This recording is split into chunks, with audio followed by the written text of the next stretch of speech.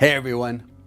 Over the course of my career in commercial real estate, I've been through numerous cycles. The dot-com crisis, the global financial crisis, the pandemic shutdown, the post-pandemic inflation surge, and more. And something I've noticed during these periods of elevated uncertainty and economic volatility is that the news cycle becomes hyper-accelerated. And a lot of things change really fast. And the data we rely on to make day-to-day decisions can become outdated even before it's published. That's where we are today. We're in a period of change where things are happening so fast the data can't keep up. For example, I just got the March issue of a survey of economic forecasts. And even though the survey was just done a few weeks ago, two major participants in the forecast have already revised their outlook for 2025. Another example is the CPI inflation reading that came out last week on March 12th that said inflation went down in February. Ironically, that report came out the same day as 25% tariffs on aluminum and steel went into effect. The price of steel has already gone up by 30% since the beginning of the year, and that isn't showing up in the inflation numbers yet. Anyway, here's my point.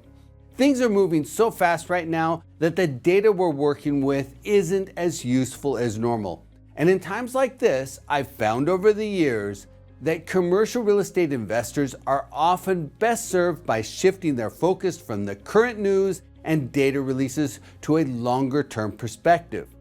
And one of the best tools for long-term strategic planning is demographics. This week, I want to focus in on how baby boomers are moving the needle on medical office. I don't talk about this property type in my videos very often because it's a relatively small investment segment, but I think it's something investors should be mindful of because the forces driving medical office are also influencing other property types. The sheer mass of baby boomers will impact all types of commercial real estate. Think about this for a minute. Each day, 11,000 people turn 65. Over the next 5 years, the number of people between the ages of 70 and 74 will increase by 1.8 million people. There will also be 1.8 million more people who are between 75 and 80, and there will be 3.3 million more people who are over 80 years old. That's an increase of about 21.8% over the next 5 years. And as people age, their use of medical services increases. People between 18 and 44 go to the doctor about 1.9 times per year on average. Between 45 and 64, the number of visits averages 3.7 times per year, but for people 65 and older, the number of office-based physician visits increases to 7.1 times per year. As a result, the wave of baby boomers will drive a massive surge of medical services demand. That will likely drive increased medical-related space demand. At the same time, medical office space construction appears to be tapering. In 2023, about 14 million square feet of space was added, and in 2024, only 8 million square feet was added. And the pace of construction starts has fallen significantly over the last 2 years, a trend that will likely continue this year as the price of construction materials and the cost of construction labor rise.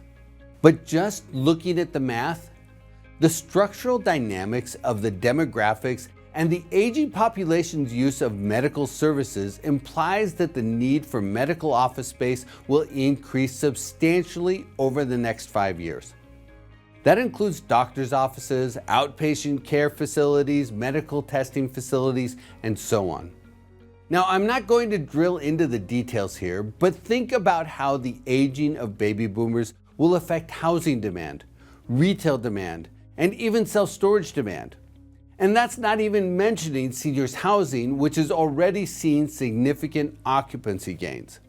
Regardless of the day-to-day news and data that's coming out, the long-term impact of demographics will ultimately shape commercial real estate space demand for most property types over the next 5 years. And that's something investors should keep in the back of their minds as they keep their eyes on the horizon.